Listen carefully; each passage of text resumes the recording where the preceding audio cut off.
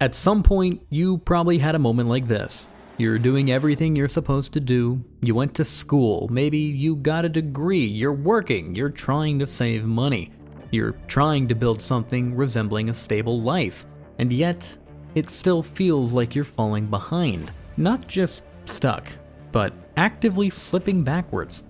You look around, and it seems like everyone else is moving ahead. Buying homes, building careers, reaching milestones that feel just out of reach for you. And the default explanation is simple. You're not working hard enough. You didn't make the right choices. You need to optimize more, hustle more, plan better. But what if that explanation is wrong? What if the feeling of falling behind isn't a personal failure, but a structural one? Because if you zoom out, something strange starts to appear. Across entire generations, people are working more, earning more in nominal terms, and being more productive than ever before. And yet, many feel less secure, less stable, further away from the kind of life that used to be considered normal. So what changed? Well, to answer that, you have to start with a basic idea. For most of the 20th century, at least in many Western countries, there was a relatively clear path to stability. Get an education, get a job, work consistently, and over time your standard of living improves. Wages grew alongside productivity. As the economy expanded, so did individual prosperity, at least to a certain extent. That doesn't mean though that everything was fair or equal, but there was a sense that progress was possible, that if you did the right things, you would move forward. But over the past few decades, that relationship has started to break down. Productivity has continued to rise, the economy has continued to grow, but wages for many people have not kept up at the same pace. At the same time, the cost of things that matter the most have increased dramatically. Housing, education, healthcare.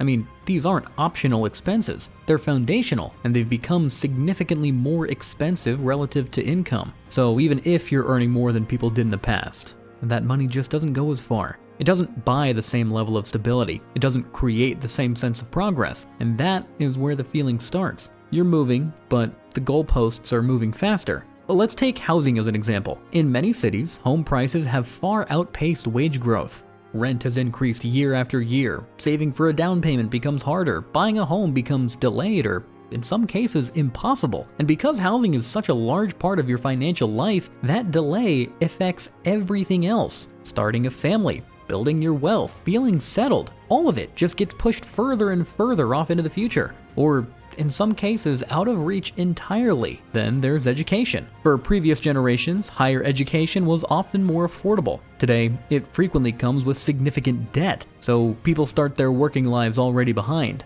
already obligated to make payments before they've had a chance to build their savings. And that changes how progress feels. Instead of moving forward, you're catching up. Then there's the nature of work itself. Stable, long-term employment has become less common in many sectors. Gig work, short-term contracts, and job hopping are more prevalent. Some of this creates flexibility, but it also creates instability. Income becomes less predictable. Benefits become less consistent. Planning for the future becomes more difficult. And when the future feels uncertain, it's harder to feel like you're getting ahead, because getting ahead requires some level of stability. Then there's something less tangible but just as important: expectations. The baseline for what a normal life looks like has changed, or at least the perception of it has. Social media plays a very big role here. You're constantly exposed to these curated versions of other people's lives, career milestones, travel, homes, achievements. Even if you know it's selective, it still shapes your sense of where you should be. It creates this comparison loop, and in that loop, it's very easy to feel behind, even if you're doing objectively well, because you're not really comparing yourself to the average, you're comparing yourself to highlights. But even without social media, the structural pressures remain, because the system itself has shifted in subtle but important ways. Wealth has become more concentrated. A larger share of economic gains go to a smaller group of people. Asset ownership, things like property, stocks, and investments, they've become increasingly important. And those assets tend to be owned by people who already have wealth. So if you don't already own assets, well, it's just that much harder to benefit from economic growth. You're relying primarily on income, and income for many has not kept pace. And this creates a gap between those who own and those who earn. And that gap can feel like falling behind. Because even if you're progressing, others are progressing faster. Then there's inflation. And no, not just general inflation, but asset inflation.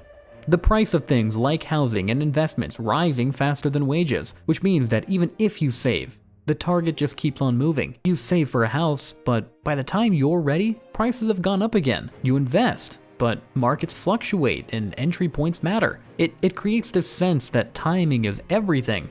And if you miss the right moment, you're just automatically behind. All of this contributes to a feeling that progress is fragile, that stability is temporary, that no matter what you do, it's not quite enough. And that feeling's not individual, it's widespread, which suggests that it's not just about personal choices. It's about the structure people are operating within. And no, that doesn't mean individual actions don't matter. I mean, they do, but they exist within constraints, within systems that shape outcomes in ways that aren't always visible. So when people feel like they're falling behind, even when they're doing everything, quote, right, it's worth asking, what does right even mean in this context? Because the rules have changed, but the expectations haven't always caught up. We still talk about success in terms that were defined in a different economic environment, an environment where housing was more accessible, education was less expensive, jobs were more stable, and growth was more evenly distributed.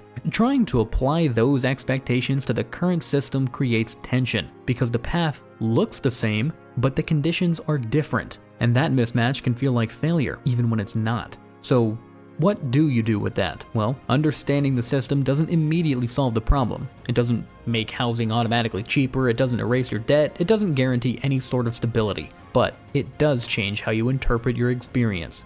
It shifts the narrative from "I'm falling behind because I'm not doing enough" to "I'm operating in a system where progress is harder to achieve." That distinction does matter, because it affects how you respond.